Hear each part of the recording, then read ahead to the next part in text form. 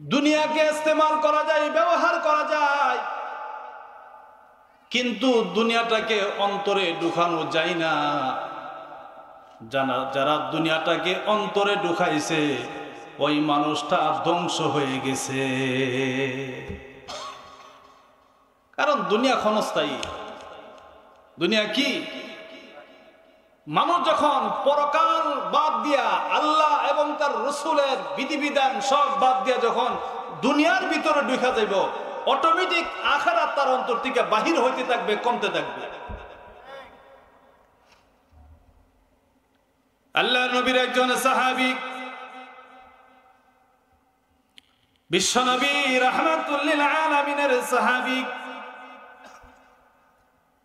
সাহাবীর নাম হলেন হযরত সালাবা ইবনে আবি হাতিম রাদিয়াল্লাহু তাআলা আনহু।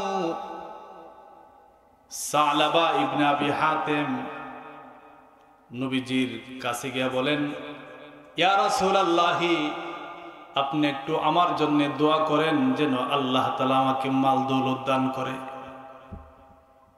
যেন আমাকে দুনিয়া দে, টাকা পয়সা সম্পত্তি এগুলো যেন আল্লাহ আমাকে দান করেন। নবীজি চেহারা ফিরিয়ে নিলেন,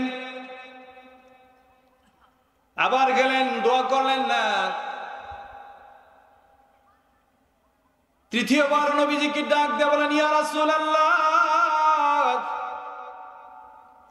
ওগো আল্লাহর নবী, আপনি মেহেরবানি করে আমার জন্য দোয়া করেন যেন আমি মালদার হয়ে যাই। এলাকার মধ্যে যত গরিব মিসকিন ইতিম অসহায় আছে তাদেরকে আমি দান খায়রাত করব।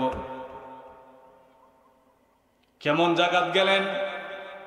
এমন এক জায়গার মধ্যে গিয়া দোয়া চাইছে। বিগত 24 বছর যাবত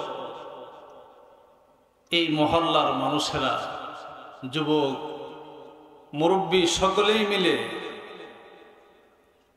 মাওলানা আবুল কাসেম কাসেমী রহমাতুল্লাহ স্মৃতি স্মরণে যে মাহফিলটি তারা আঞ্জাম দিয়ে আসছেন, আশা করি যতদিন পর্যন্ত এই এলাকার যুবক মুরব্বীরা এই দুনিয়াতে থাকবেন, প্রতি বছরই হওয়ার সম্ভাবনা আছে, ঠিক না? মাওলানা আবুল কাসেম কাসেমী রহমাতুল্লাহ আলাইহি, ওনার সম্পর্কে সামান্য একটু আলোচনা না করলেই হয় না। উনি যদিও ছিলেন আমাদের বাটি এলাকা, কিন্তু তার সুনাম ছিল সারা বাংলায়। বাংলাদেশের এমন কোনো জায়গা নাই যেখানে উনি কোরআন এবং হাদিসের বয়ান করেন নাই। আর ওনারা যে সময় মানুষের ময়দানে বয়ান করতেন, এত কষ্ট মুজাহাদা করে বয়ান করতেন, বর্তমান যুগে আমরা যারা আছি আমাদের পক্ষে কোনোদিন সম্ভব হইত না। ওনারা মাইলের পর মাইল হেঁটে গেছে, রাত্রিবেলা তাইখা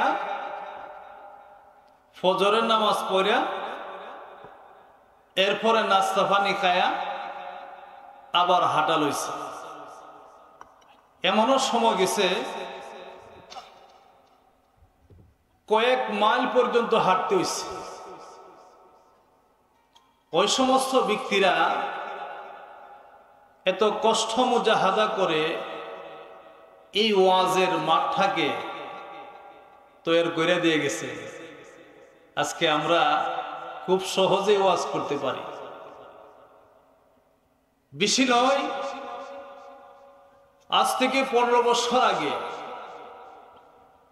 আমাদের এলাকায় যখন বড় বড় গ্রাম ভিত্তিক প্রোগ্রাম হইতো, প্রতি গ্রামে একটা মাহফিল, সমস্ত গ্রামের মানুষে মিলে একটা প্রোগ্রাম করতেন, একটা মাহফিল করতেন। আসরের নামাজের পর থেকে শুরু হইতো, ফজরের নামাজের আগ পর্যন্ত বয়ান চলত। ঠিক না? মাঝখানে খাওয়ানোর বিরতি, খাওয়ানোর বিরতির পরে বয়ানে বসছে, ফজরের নামাজ পড়ে আখেরি মোনাজাত। তাই আমরা দেখতাম ওলামায়ে কেরাম কত কষ্ট করে হাইটে আসতেন, আবার সকালবেলা তারা হাইটে যাইতেন।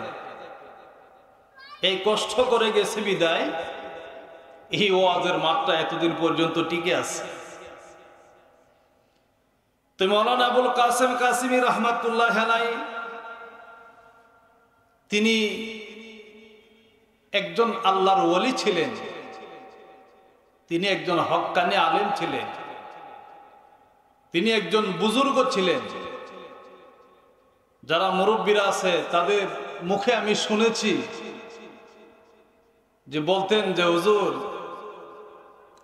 বর্ষাকাল, কোমর পানি অথবা পেট পানি, নৌকা নাই, হুজুরকে পার করতে হবে। হুজুরে আবার মানুষের কান্দে শর্ত বেশি, ঠিক না? কান্দে উঠছে, হঠাৎ কান্দে লইছি, মানে বুঝা যাচ্ছে একটা বাচ্চারে কান্দে লইছি। পার করার পরে দিয়া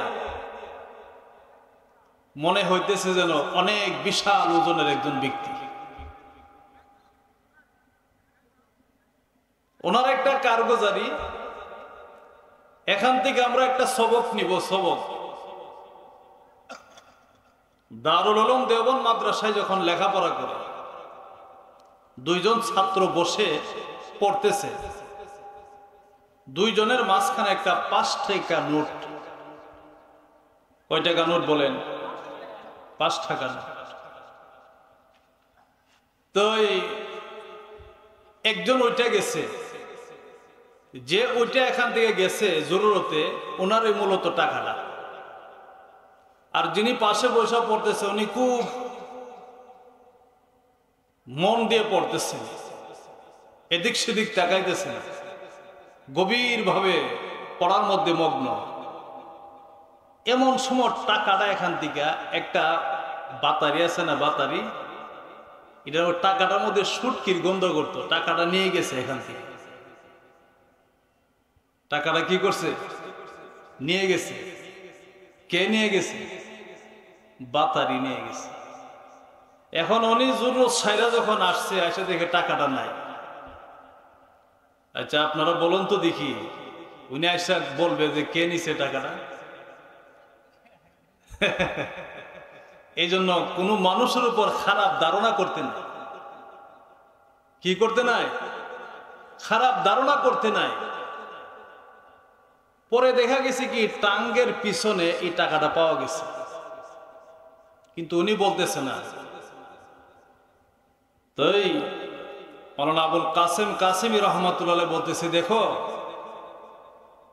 আমি তো মানে এরকম ধারণা ছিল যে টাকাটা মনে হয় উনি নিছে, কিন্তু এরকম আমার ভাব ছিল না, কিন্তু কিছুটা ছিল যে উনি মনে হয় টাকাটা নিতে পারে, কিন্তু আসলে মূলত উনি টাকা নেই নাই, টাকা নিছে বাতারি।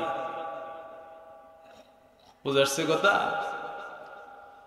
তো সেই আল্লাহর ওলির মাহফিলে আমরা সকলে যোগদান করার চেষ্টা করব। ভাইরা যারা এখনো দূরে আছি, আমরা সকলেই মাহফিলে চলে আসি। আমি আপনাদের সামনে কোরআনুল কারীমের একখানা আয়াতে কারিমা তিলাওয়াত করেছি। বিশ্বনবী রাহমাতুল লিল আলামিনের অসংখ্য হাদিসের ভান্ডার থেকে এক টুকরা হাদিস পাঠ করেছি। আল্লাহ তাআলা যদি তৌফিক দান করেন, সে আয়াত এবং হাদিসকে সামনে রেখে সংক্ষিপ্ত আকারে কিছু আলোচনা করতে চাই। আল্লাহ যেন আমাকে ইখলাসের সাথে বলার, আপনাদেরকে যেন আমলের নিয়তে শোনার তৌফিক দান করেন। সবাই বলি আল্লাহুম্মা আমিন। মুহতারাম হাজিরিন, আমাদেরকে আল্লাহ তাআলা এই দুনিয়াতে পাঠাইছে, আমরা দুনিয়াতে আসি নাই, আমাদেরকে পাঠানো হয়েছে। বলেন তো দেখি, আমরা দুনিয়াতে আসছি নাকি আমাদেরকে পাঠাইছে? আমাদেরকে পাঠানো হয়েছে। আমরা দুনিয়া থেকে যাব না, আমাদেরকে নিয়ে যাওয়া হবে। আল্লাহ পাক বলেন, ওয়া ইলাইহি তুরজাউন,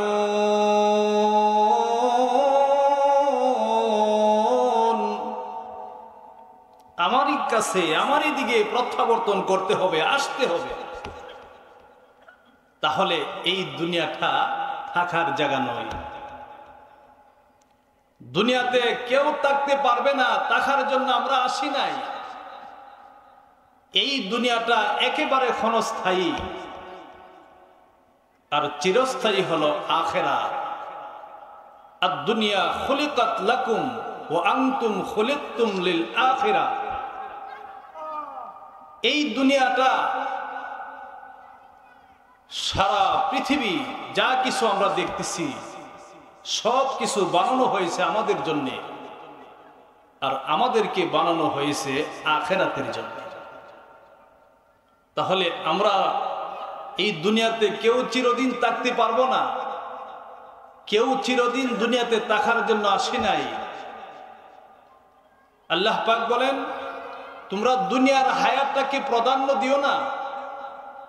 দুনিয়ার হায়াতটা একেবারে সংক্ষিপ্ত, একেবারে ক্ষণস্থায়ী, এটা কোনো হিসাবেই আসে না। আখিরাতের তুলনায়, পরকালের তুলনায় দুনিয়াটা কয়েক মিনিটের জিন্দিগি, মাত্র কয়েক মিনিটের জিন্দিগি সেই দুনিয়ার হায়াতটা। এ দুনিয়ার মানুষেরা শোনো, এই দুনিয়াতে এসে দুনিয়া পাইয়া সাবধান, আখিরাতকে বলিও না। আখিরাত তোমাদের লক্ষ্য, আখিরাত তোমাদের টার্গেট। এই দুনিয়ার দিকে, এই দুনিয়ার ভিতরে ডুব দেওয়া যাবে না। এই দুনিয়ার মোহাব্বত অন্তরে রাখা যাবে না।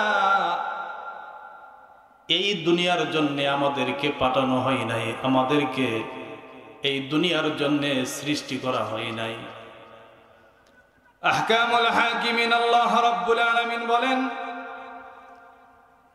যেটা উত্তম এবং সদা সর্বদা বাকি থাকবে, ওয়াল আখিরাতু খায়রু ওয়া আবকা।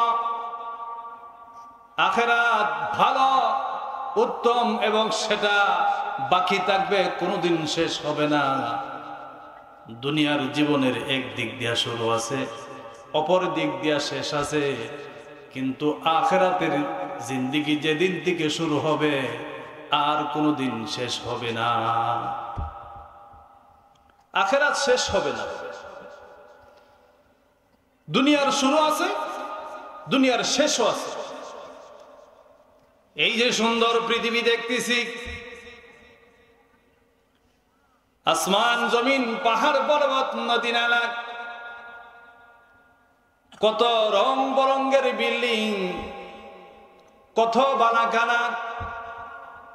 উন্নত রাষ্ট্রগুলোর দিকে তাকাইলে দেখা যায় কত সুন্দর করে তারা বিল্ডিং গুলো তৈরি করেছেন। ও ভাই, শুধু এই দুনিয়ার বিল্ডিং নয়, এই যে আসমান দেখতেছি, চন্দ্র দেখতেছি, সূর্য দেখতেছি, এই আসমানও থাকবে না, চন্দ্রও থাকবে না, সূর্যও থাকবে না। এমন একটা দিন আসবে সবগুলো আল্লাহ পাক ধ্বংস করে দিবে, সব ধ্বংস হবে। শুধু মানুষ ধ্বংস হবে, মানুষ আর অন্য মাখলুকাত শেষ হবে তাই নয়। এই বিশাল আসমান, এই জমিন, এই পাহাড় পর্বত নদী নালা কোনো কিছুই থাকবে না। আল্লাহ পাক বলেন, কুল্লু মান আলাইহা ফানি ওয়া ইয়াবকা ওয়াজহু রাব্বিকা যুল জালালি ওয়াল ইকরাম।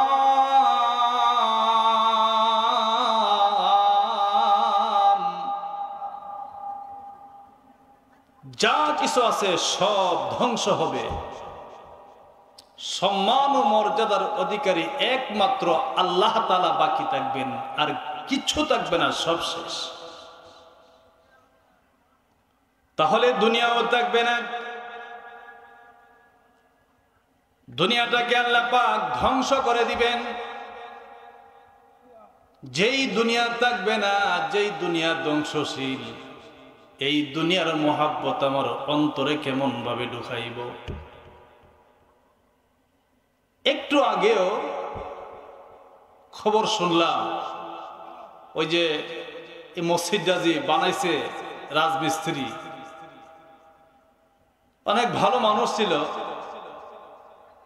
হঠাৎ মারা গেছে।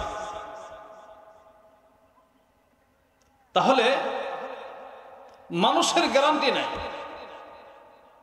এই দুনিয়াটা দেখতেছি, দুনিয়াটারও একদিন ধ্বংস অনিবার্য, ধ্বংস হবে। তাহলে ভাইয়েরা, এই দুনিয়ার মহাব্বত অন্তরে ঢুকানো যাবে না। দুনিয়াতে চলতে গিয়া দুনিয়া লাগবে, কিন্তু দুনিয়ার ভিতরে ডুব দেওয়া যাবে না, দুনিয়াটাকে অন্তরে ঢুকানো যাবে না। আমার অন্তরে ঢুকাইতে হবে একমাত্র আখিরাত। আখিরাত যদি ঢুকাই, আখিরাত যদি লক্ষ্য বস্তুর টার্গেট থাকে, দুনিয়া এমনিতেই আসবে।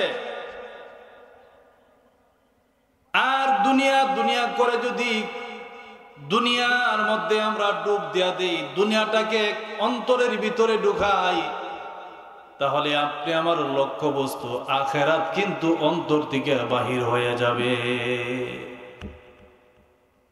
তাহলে দুনিয়াটা অন্তরে ঢুকাইবার জিনিস নয়। যারা এই দুনিয়াটাকে অন্তরে ঢুকাইছে, দুনিয়া দুনিয়া করতেছে, আখিরাত লক্ষ্য বস্তু যেটা টার্গেট, ওইটাকে অন্তর থেকে বাহির করে দিয়েছে। আখিরাত সম্পর্কে তার কোনো আলোচনা নাই, তার ব্রেনের মধ্যে, তার জেহেনের মধ্যে কোনো কিছু নাই। আছে শুধু দুনিয়া, খালি টাকা টাকা, খালি কেমনে টাকা বাড়বো, এই ফিকির।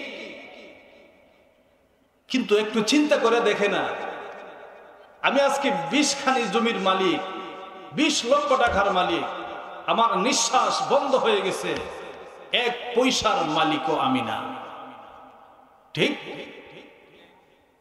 এখন আমার অংশীদাররা মালিক হয়ে গেছে। তাহলে আমি এত কষ্ট আর মেহনত কার জন্য করলাম? দুনিয়াটারে অন্তরে ঢোকায় আখিরাতটাকে বাদ দিয়ে দিলাম, পরকালটাকে একবারে বাদ দিয়ে দিলাম, শুধু দুনিয়া দুনিয়া করে দুনিয়া থেকে বিদায় হয়ে গেলাম।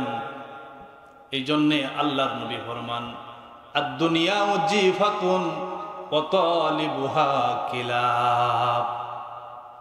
দুনিয়াটা হলো একটা মরা বস্তু, মরা জানোয়ার। ওয়া তালিবুহা কিলাব। যারা আখিরাত বাদ দিয়ে শুধু দুনিয়া দুনিয়া করতেছে, মরা জানোয়ার যেরকম ভাবে কুকুরে তালাশ করে, ওই মানুষগুলো কুকুরের তুলনায়, নাউজুবিল্লাহ বলি। আরে হাদিসের মধ্যে আল্লাহর নবী কুকুরের কথা কেন বললেন, কুকুরের সাথে কেন তুলনা দিলেন? একটা জানোয়ার যদি মারা যায়, ওটাকে যখন ফেলে দেওয়া হয়, শ্রীগাল আসে খাওয়ার জন্য, শকুন আসে, কাক আসে, বহুত পশু পাখি আসে, কিন্তু তাদের কথা নবীজি বলে নাই, কুকুরের কথা কেন বলল? কুকুরের কথা এই জন্যই বলা হয়েছে,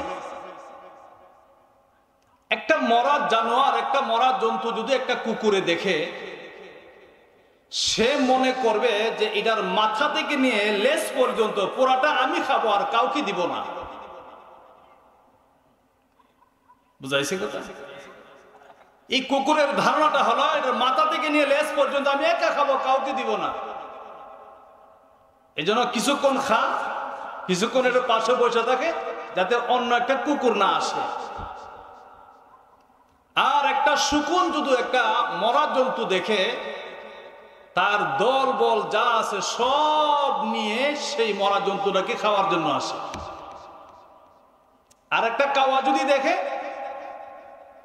কা কা করে পুরো এলাকার যত কাওয়া আছে সবাই দাওয়াত দিয়া সবাই মিলাই শাখা, ঠিক কিনা কর? কিন্তু কুকুরের অভ্যাসটা হইল, সে কাউকে দিবে না, কাউকে এখানে আসতে দিবে না, একা খাইবে। কিন্তু সে জানে না এত বিশাল আকারের মরা পশুটা তার এই ছোট ফেটে আটকাবে না, কিন্তু এরপরও সে কাউকে বাদ দিতে চায় না। দুনিয়ার ভিতরে যারা নাকি এমন কিছু মানুষ আছে যেই মানুষগুলো শুধু দুনিয়া দুনিয়া করে, এদের অভ্যাসটা হইল অন্য মানুষ সব গরিব হয়ে যাক আর আমি একা ধনী হয়ে যাই। এটা কুকুরের লক্ষণ। আজকে আমেরিকার দিকে তাকায় দেখেন, ইন্ডিয়ার দিকে তাকায় দেখেন, এত বড় দেশ এরপরও পেট ভরে না। বাংলাদেশের সীমানার সাথে এসে গসলা, ঠিক কিনা কম? একটা ডিস্ট্রিক্টের সমান, একটা প্রদেশের সমান না। তোর দেশের জায়গার সম্পদের কোনো অভাব নাই, এরপরে এসে আমরা বাংলাদেশের সীমানার সাথে এসে কি করে? মারামারি করে। এগুলা সব কুকুর, কুকুরের দল, ঠিক কিনা কা? মুহতারাম হাজিরিন, দুনিয়াকে ইস্তেমাল করা যায়, ব্যবহার করা যায়, কিন্তু দুনিয়াটাকে অন্তরে ঢুকানো যায় না। যারা দুনিয়াটাকে অন্তরে ঢুকাইছে ওই মানুষটা ধ্বংস হয়ে গেছে। কারণ দুনিয়া ক্ষণস্থায়ী। দুনিয়া কি? মানুষ যখন পরকাল বাদ দিয়া আল্লাহ এবং তার রসুলের বিধিবিধান সব বাদ দিয়া যখন দুনিয়ার ভিতরে ঢুকা যাইব, অটোমেটিক আখিরাত তার অন্তর থেকে বাহির হইতে থাকবে, কমতে থাকবে। আল্লাহ নবীর একজন সাহাবী, বিশ্বনবী রাহমাতুল লিল আলামিনের সাহাবী, সাহাবীর নাম হলেন হযরত সালাবা ইবনে আবি হাতিম রাদিয়াল্লাহু তাআলা আনহু। সালাবা ইবনে আবি হাতিম নবীজির কাছে গিয়ে বলেন, ইয়া রাসূলুল্লাহ, আপনি একটু আমার জন্য দোয়া করেন যেন আল্লাহ তাআলা আমাকে মাল দৌলত দান করে, যেন আমাকে দুনিয়া দে, টাকা পয়সা সম্পত্তি এগুলো যেন আল্লাহ আমাকে দান করেন। নবীজি চেহারা ফিরিয়ে নিলেন, আবার গেলেন, দোয়া করলেন না। তৃতীয়বার নবীজিকে ডাক দিয়ে বলেন, ইয়া রাসূলুল্লাহ, ওগো আল্লাহর নবী, আপনি মেহেরবানি করে আমার জন্য দোয়া করেন যেন আমি মালদার হয়ে যাই। এলাকার মধ্যে যত গরিব মিসকিন ইতিম অসহায় আছে তাদেরকে আমি দান খায়রাত করব। কেমন জায়গাত গেলেন? এমন এক জায়গার মধ্যে গিয়া দোয়া চাইছে। এখন মাল সম্পদ ধন এরকম ভাবে বাড়তেছে। তখনকার সময় আমাদের দেশের মতো এরকম সম্পত্তি ছিল না। তখনকার সময়ের বিজনেস ছিল উট, ছাগল, বকরি, গরু, বাছুর, এইগুলা হলো বিজনেস, ব্যবসা। ছাগলের ফার্ম দিছে, এরকম ভাবে বাচ্চা দেওয়া শুরু করছে। একদিকে ছাগলের দুধ দহন করে বিক্রি করে, অপর দিকে এই ছাগলগুলো বিক্রি করে। এখন যে টাকা গয়নার বের হয় না, শুধু আইতেছে, টাকা গেলে আসেই আসেই। আমার ভাইয়েরা গভীর মনোযোগ। সমস্যা হইল, যেই সাহাবী রাহমাতুল লিল আলামিনের পিছনে 5 ওয়াক্ত নামাজ আদায় করতেন, এখন দেখা যায় এই সাহাবী নবীজির পিছনে 5 ওয়াক্ত নামাজ আদায় করতে পারে না। কোনদিন 2 ওয়াক্ত, কোনদিন 1 ওয়াক্ত। আর ছাগল এদিক দিয়ে বাড়তে আছে, টেনশন আর পেরেশানিও বাড়তেছে। এমন একটা সময় আসছে যেই সময়ের মধ্যে উনি টাকা পয়সা গণার ওই সময় নাই। ফার্ম নাম্বার 1, ফার্ম 2, 1 নম্বর ফার্ম, 2 নম্বর ফার্ম, পুরো এলাকা ভরে গেছে। নবীজি একদিন সাহাবীদেরকে বলতেছে, সাহাবীরা আমার সালাবা কোথায়, ওনাকে তো দেখি না। ইয়া রাসূলুল্লাহ, ইয়া হাবিবাল্লাহ, ওগো নবীজি, আপনি সালাবার জন্য দোয়া করেছেন, সেই দোয়া এরকম ভাবে কবুল হয়ে গেছে। এখন তো সালাবা টাকা গোনার আর সময় পাই না। একদিকে দুধ বিক্রি করে, অপরদিকে এক জায়গা থেকে আরেক জায়গা এগুলা নিয়ে বিক্রি করে, এখন ওর টাকাই গোনার সময় নাই তার কাছে। আল্লাহর নবী আফসোস করলেন, হাই সালাবা। মুহতারাম হাজরিন, কিছুদিন পরে আল্লাহর পক্ষ থেকে যাকাতের বিধান নাজিল হয়। সুবহানাল্লাহ। একটা কথা মনে রাখতে হবে, কোরআনুল কারীমের যত জায়গার মধ্যে আল্লাহ তাআলা নামাজের কথা বলেছেন, নামাজের সাথে সাথে আল্লাহ তাআলা যাকাতের আলোচনা করেছেন। وَأَقِيمُوا الصَّلَاةَ وَآتُوا الزَّكَاةَ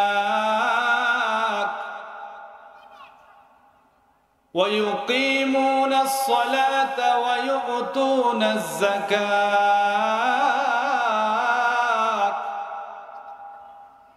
وَأَقِمْنَا الصَّلَاةَ وَآتِينَا الزَّكَاةَ।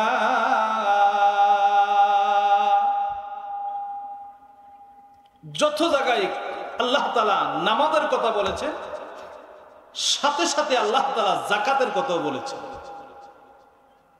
কিন্তু দুঃখ এবং আফসোস লাগে, মুসলমান আমরা নামাজ পড়ি, কিন্তু যেই মানুষগুলোর উপর যাকাত ফরজ হয়েছে ওই মানুষগুলো হিসাব করে যাকাত দেয় না। এমনি কিছু কাপড় এনে দেয়া দেয়, এইগুলা দ্বারা যাকাত আদায় হবে না। আহকামুল হাকিমিন আল্লাহ রাব্বুল আলামিন